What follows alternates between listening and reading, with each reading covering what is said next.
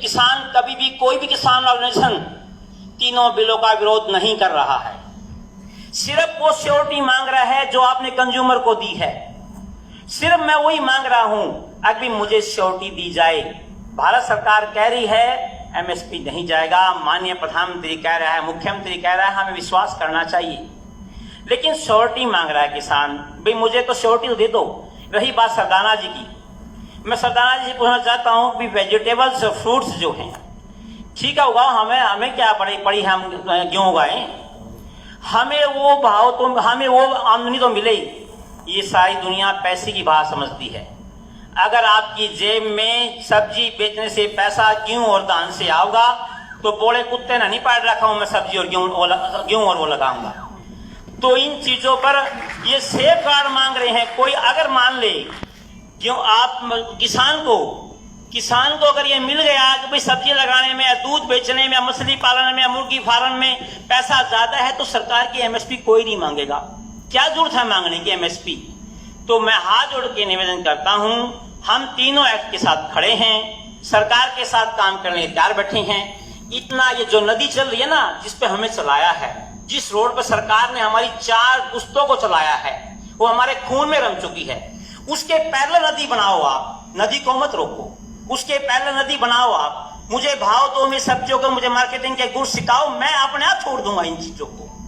Please इस बात पर ध्यान दीजिए, क्योंकि बड़ी अभी मेरे सरदाना जी की बातों से ही 3 बातें विरोधाभासी हो गई। इनकी बातों से, इनके स्पीच के अंदर ही पहले ये कह रहे हैं अनाज रखने की जगह नहीं है, लास्ट में ये कहते हैं 30 साल के बाद कुछ नहीं रहेगा।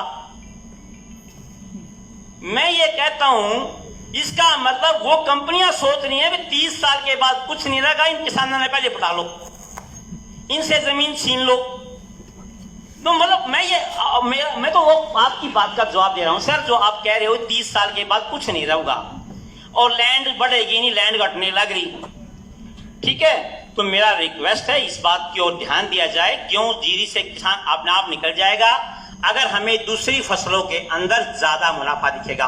आज हॉर्टिकल्चर प्रदेश में 7% के आसपास है, 7.5 होगी, मेरा आंकड़ा बढ़ रहा है। आप कह रहे हैं 2023 तक 30% ले जाएंगे, 60% ले जाएंगे।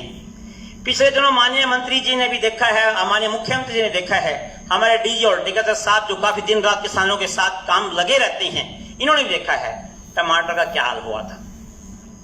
अगर हॉर्टिकल्चर क्रॉप इस तरह से बढ़ेगी तो उसको खपाने के लिए भी जगह चाहिए, उसकी कंजप्शन भी चाहिए। और पुनीत जी से मैं सहमत हूं, कोई भी व्यापारी मुनाफे के लिए काम करता है, किसान की तरह चैरिटी के लिए काम नहीं करता, देश के लिए काम नहीं करता।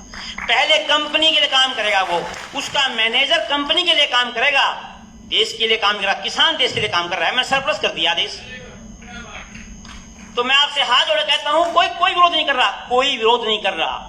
जब माननीय मंत्री जी, मुख्यमंत्री जी, प्रधानमंत्री जी कह रहे हैं एमएसपी खत्म नहीं होगी, जब लाला खूबी नू कह रहा है अगर मंगू ने 500 देने, मेरे मंगू भी कह रहा 500 देने मन है, फिर लिखित में की जवाब वही बसाइन करने में क्या दिक्कत है।